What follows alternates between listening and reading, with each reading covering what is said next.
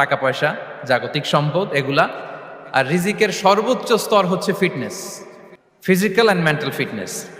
আর রিজিকের সর্বোত্তম স্তর হচ্ছে পুণ্যবান জীবনসঙ্গী এবং নেককার সন্তান, ফায়াস ওয়াইফ অ্যান্ড চিলড্রেন। সুবহানাল্লাহি ওয়া বিহামদিহি। একটু খেয়াল করে দেখেন যে আমার লাইফ পার্টনার, আমার জীবন সঙ্গিনী, সে যদি আল্লাহওয়ালা হয়, সে যদি ভালো হয়, আর আমার সন্তানটা যদি আল্লাহওয়ালা হয়, আমার ঘরটাই তো জান্নাত, ঠিক কি না?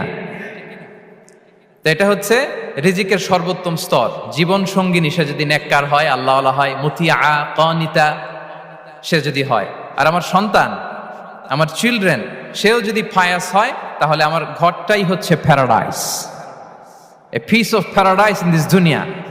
সুবহানাল্লাহ। আমরা আম্মাজান খাদিজাতুল কুবরা আত-তাহিরা রাদিয়াল্লাহু তাআলা আনহা, ওনার কথা জানি যে বিষ্ণু ঈসা ইসলামের স্ত্রী আমাদের আম্মাজান